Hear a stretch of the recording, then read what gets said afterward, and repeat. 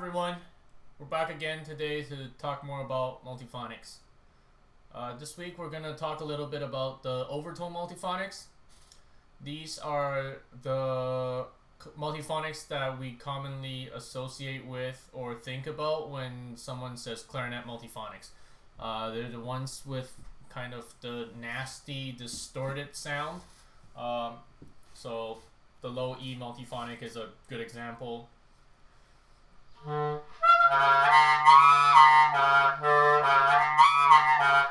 Those kind of multiphonic. Yeah, so that's what we're going to be talking about today. With these multiphonics, like I said, there's a lot of distortion. That's mostly because due to the fact that they use more or less one tube length. So it's one tube length that is, we're trying to emphasize two different frequencies within the same tube length. So going back to that low E multiphonic, we're emphasizing the low E as well as an overtone, be it G, C, E, the other G, B flat, etc. So when there's one tube length and multiple frequencies, the frequencies they kind of clash with each other and create different tones, and that's what we're hearing in the distortion. So yeah, these type of multiphonics mostly use one tube length or two very similar tube length. What I mean by that is when it's still a cross fingering, but the open tone hole is so low on the clarinet that it doesn't really act as a alternate register key anymore. So an example would be a low F fingering with the middle finger lifted in the right hand.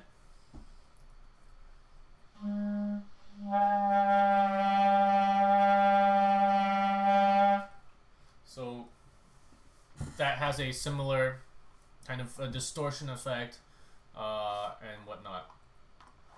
So yeah, what else to say about these? Most of the time we're sounding a fundamental note and then one of the overtones associated with that fingering. Usually it's not two notes, neither of which are the fundamental. Usually one of the note is the fundamental, which is usually in the Xiaoyumo register. I'm pretty sure all of the notes are in the Xiaoyumo register if it's the fundamental. It only makes sense from an acoustic point of view. Anyways, so this goes back to the voicing exercises we did with the overblowing. That's really where that helps. So first of all, we have to know exactly which notes we want to play. So when I say play a low E multiphonic, we're not just randomly trying to make a multiphonic. Although you can, it's not very effective.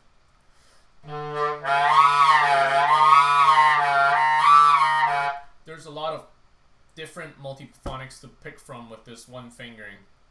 So when we start experimenting with these multiphonics, really have a clear idea of what you want that top note to be.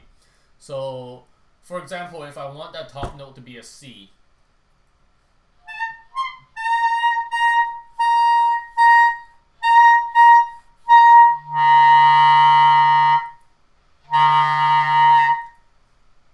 it's there and I can pick it out that there's a C.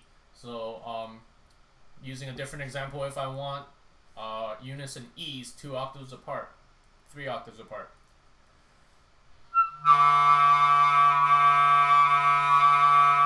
I'm able to produce exactly the multiphonic I want.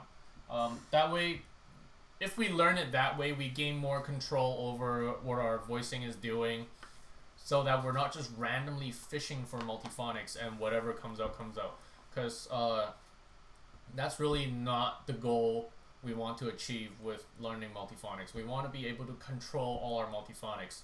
So it's important to have a clear goal of which multiphonic you're trying to get. and actually get that specific multiphonic and not anything else. So going back to the voicing exercises, and once we're able to pick out the exact registers we want with our voicing, so going back to the C and the E, once we're able to pick out that note, we can lower the back of our tongue until we get that multiphonic.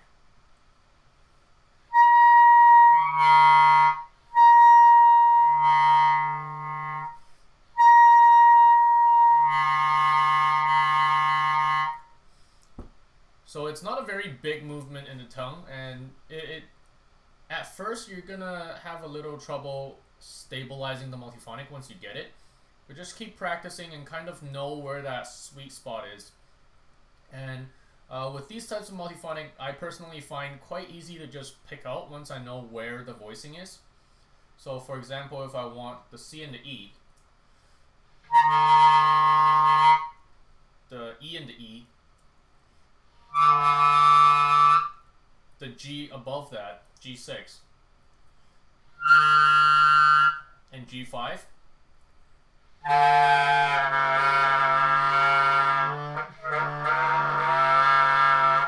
That one's a little bit harder. Strangely enough, when you're trying to pick out the clarion note of that fingering, it's a little bit harder than picking out the registers above it, or for these multiphonics in general.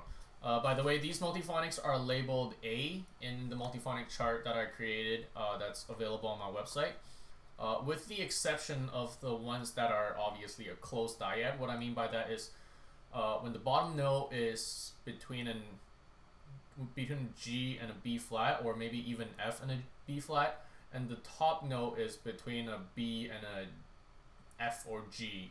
So when both notes are more or less in the staff, those are the exception to this rule.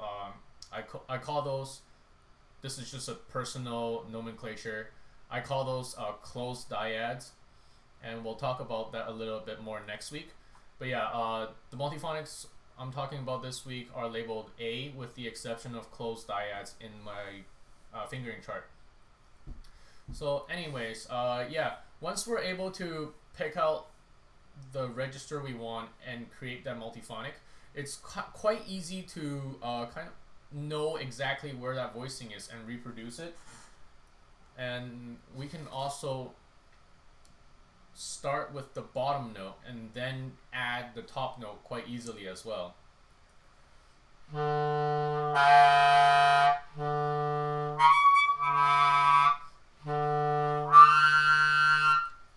Okay, so these multiphonics are, especially the ones that are easy, are really easy. Like when they're easy, they're easy. And it's very reliable. You can use them in almost any situation. They're also very flexible dynamically. I can play it soft, I can play it loud. When it's soft, I get less of the distortion as well.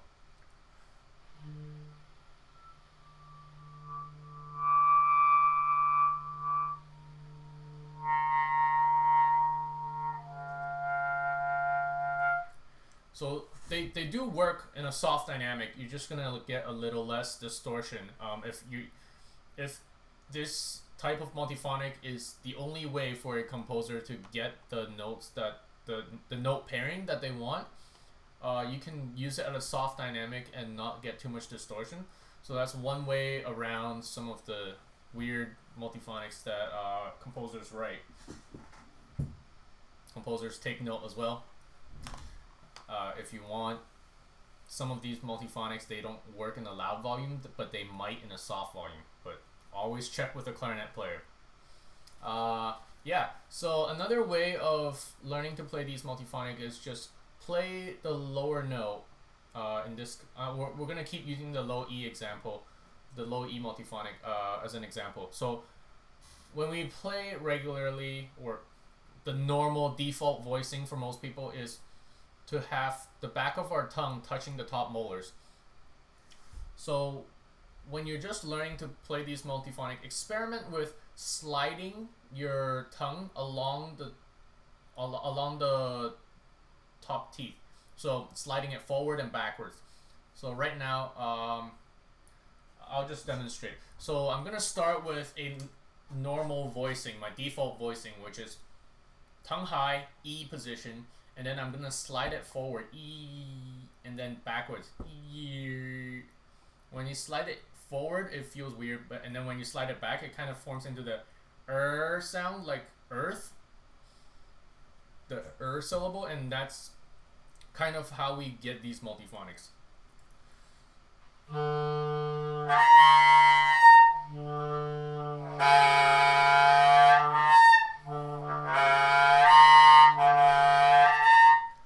So you can see that sliding it forward and backwards gives me different multiphonics, and when I return to the default state, it turns back into just low E. So that's one way you can kind of figure out where to have your voicing. But for most of them, I like to start with the top note, just so that my voicing is very specific, because that specific voicing only sounds that one note when you're trying to get the one note out in the different registers.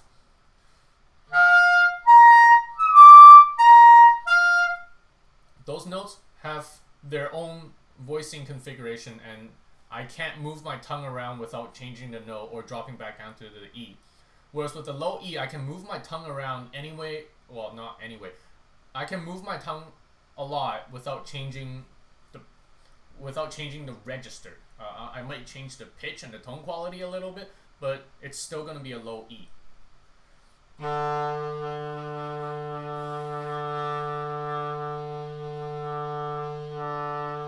So when you start on a low E and trying to get the notes above it to speak, it's a very difficult. It's very difficult to know exactly which way to move your tongue and how to move your tongue so that you get the top note. But whereas if you start on the top note, you can just lower the back of your tongue a little bit, and then doesn't matter which note, as long as you get the top note voicing right, you lower your tongue, the back of your tongue a little bit, and that low E will just come out.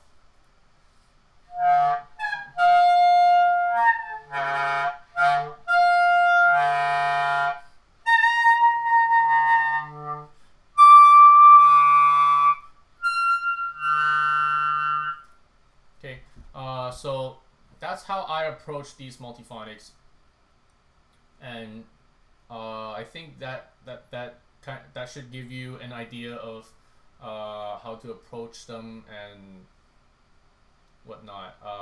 Obviously, some of the things that make it more difficult is earlier I mentioned that softer dynamics work, and it creates less of a distortion, but it's definitely more difficult to play at a softer dynamic. Another thing that makes it more difficult is if the top note is the higher the top note, the more difficult it is. Once you get past the altissimo, the lower altissimo notes. So the easiest is when the top note is at the top of the staff to maybe 3 or 4 ledger lines above. Those are probably the easiest range to produce these multiphonics. And then anything below that is a little difficult, and anything above that is a little more difficult as well. In terms of embouchure changes, ideally you don't want to be changing your embouchure, just because of same thing with the multiphonics we discussed last week. It affects the tone and the pitch a little bit, and it's a little harder to control. But if you need to, I find that ever so slightly relaxing my embouchure when I'm playing multiphonic, where the top note is in the Clarinet register, if I ever so slightly just relax my embouchure a little bit, it helps me get the multiphonic out. And then when I get to the altissimo, high altissimo notes, I'm talking above a G6, if I just tighten my embouchure a little bit, it'll help the reed vibrate. And because I think most of us have experience playing in that higher altissimo register where we bite down a little bit and the note speaks a little better, even though it's kind of not the right thing to do. We still do it anyways. It's a bit similar in this situation where if you just bite down a little bit, ever so slightly, it'll help the reed vibrate, and then at that frequency, just because the reed needs to vibrate faster, so you need a bit stronger reed, but you can't always play on a stronger reed, so you add a little bit of embouchure pressure, and it helps to maintain the higher pitch and not lose it. Yeah, that's more or less the overview for these Overtone multiphonics. They're quite straightforward. Again, the low E one is it's the stereotypical multiphonic that people think about. Some of the other ones, you can basically do it with any fingering in the Xiaoyumo register.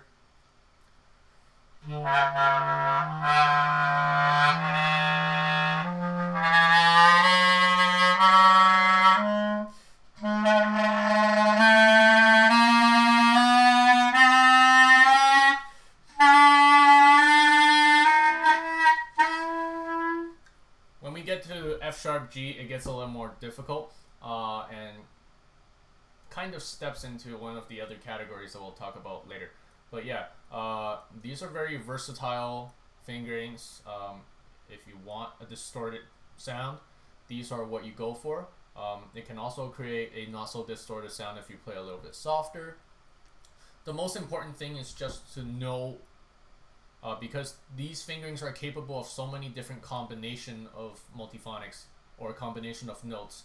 Just be really mindful and know exactly which notes you're trying to get, so that we're just not going fishing in the dark, which doesn't really help us develop our voicing that way, just because you're kind of doing things but not knowing what you're doing. You're kind of just doing it and yay, I got it. So really have a clear idea of what you're doing with these multiphonics. And yeah, this video is relatively short. I hope everything's clear. If you have any questions, feel free to ask me. Either comment down below or send me an email. You can find my contact information on my website as well. Yeah, I hope everyone's staying safe, and see you next week.